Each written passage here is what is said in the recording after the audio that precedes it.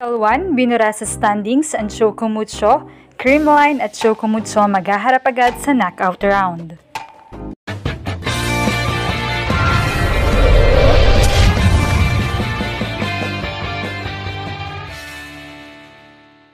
What's up, Volleyball Nation? Welcome back to my YouTube channel. Narito ako para magbigay sa inyo ng updates tungkol sa mundo ng volleyball.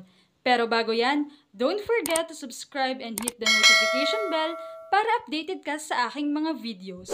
Grabeng panggugulat na naman ang ipinamalas ng promising team Capital One Solar Spikers matapos silang makaligtas sa kamay ng silver medalist ng AFC Choco Mucho.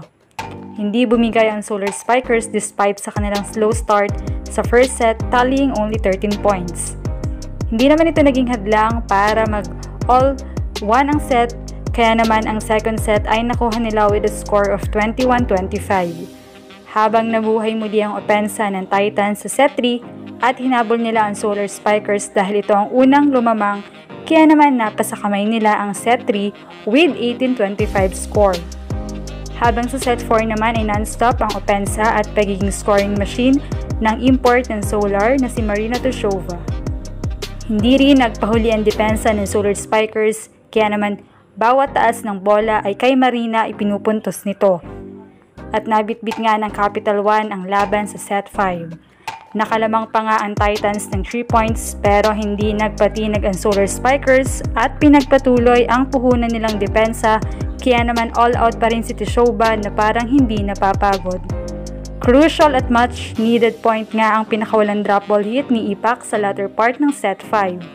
Habang ang underhand set naman ni Leila to Tushova from the back ay nagbigay sa Capital One ng kanilang second win. Kaya naman angat sila sa standings at inilaylay na ang Titans sa pang-apat, which is nasa bottom teams na ito.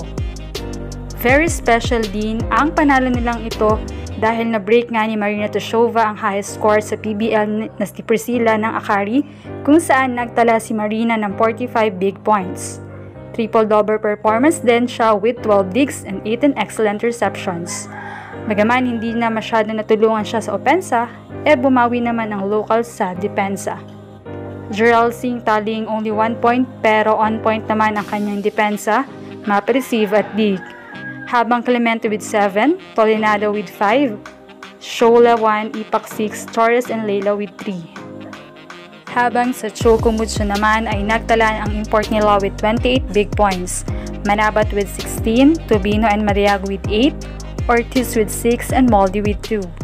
Samantala dahil nga sa pagkatalong ito ng Choco Mucho ay medyo mababa na ang chance nilang makabante sa standings at mapabilang sa top 3. Pagpalagay natin ka Volleyball Nation na matalo ng Capital One ang kanilang last games elimination round 1 kontra Zeus Coffee.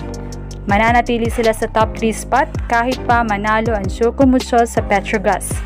Ibig sabihin, since nasa bottom 3 ang CMFT ng Pool B, ay makakasama nila ang sister team nilang Creamline sa Pool C. If ever ma-maintain ng Cool Smashers ang pwesto nila bilang nasa top 3 ng Pool A. Reminder lamang na after this round 1 ng elimination ay dadako na nga sa round 2, kung saan magkakasama muli sa isang pool, which is Pool C ang top 3 ng Pool A at bottom 3 ng Pool B. Habang sa Pool D naman ang top 3 ng Pool B ay makakasama ang bottom 3 ng Pool A at doon muli maglalaban at magpapalaglagan upang mapili ang top 8. Kaya naman magkakaharap agad para sa knockout game ang Creamline at Choco Mucho. Anong masasabi nyo rito? Leave a comment below. Thank you for watching and don't forget to subscribe.